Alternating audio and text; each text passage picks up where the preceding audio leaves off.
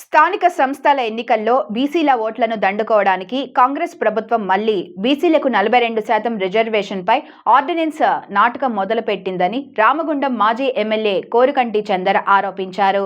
Godavari press క్లబ్లో శనివారం ఏర్పాటు చేసిన మీడియా సమావేశంలో మాజీ ఎమ్మెల్యే మాట్లాడుతూ అసెంబ్లీ ఎన్నికల సమావేశంలో కామారెడ్డి సభలో బీసీ డిక్లరేషన్ అమలు చేస్తామని వెల్లడించి 20 నెలలు కాలయాపన చేసిన కాంగ్రెస్ ప్రభుత్వం గతంలో అసెంబ్లీ తీర్మానంపై కేంద్ర ప్రభుత్వానికి రాష్ట్రపతి ఆమోదానికి పంపడం జరిగిందని, ఇప్పుడు కొత్తగా ఆర్డినెన్స్ పేరుతో మరో మోసానికి తెరలేపిందని ఆరోపించారు. ఈ మీడియా సమావేశంలో బీఆర్ఎస్ నాయకులు నడిపల్లి మురళీధర్ రావు, బొడ్డు రవీందర్, మారుతి, కల్వచర్ల కృష్ణవేణి, బాదే అంజలి, గాదం విజయ, జిట్టవేన ప్రశాంత్, గుర్రం పద్మాగౌడ్, గుంపుల లక్ష్మీనూతి, తిరుపతి, సత్యప్రసాద్, నీరటి శ్రీనివాస్, తోకల రమేష్, కుమార్ నాయక్, ముక్కెర మొగలి తదితరులు పాల్గొన్నారు.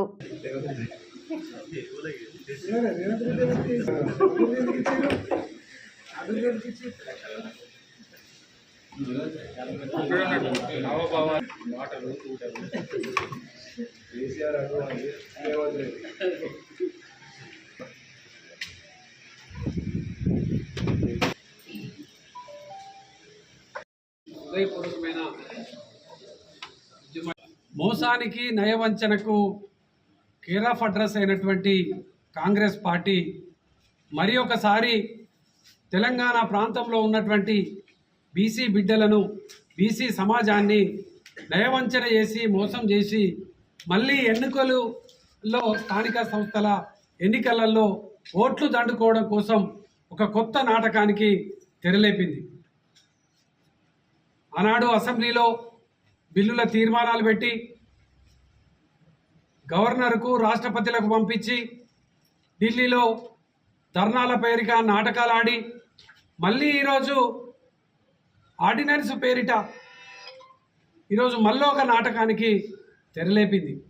ఇది కామారెడ్డి డిక్లరేషన్లో అమలు చేయడం కోసం 20 నెలలు కాలయాపన ఎందుకు చేసింది?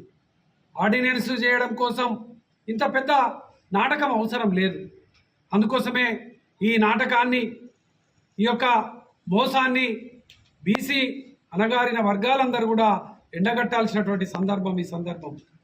స్థానిక సంస్థలలో ఎన్నికలలో బుద్ధి చెప్తే కానీ ఈ కాంగ్రెస్ పార్టీకి కానీ ఈ ప్రభుత్వానికి కానీ బుద్ధి రాదు. కాబట్టి కామారెడ్డి డిక్లరేషన్లో చెప్పినటువంటి విధంగా యువతకు 10 లక్షల రూపాయలు వడ్డీ లేని రుణాలను ఇస్తానని చెప్పినటువంటి ఈ యొక్క ప్రభుత్వం కానీ, అదేవిధంగా 20,000 కోట్ల రూపాయలు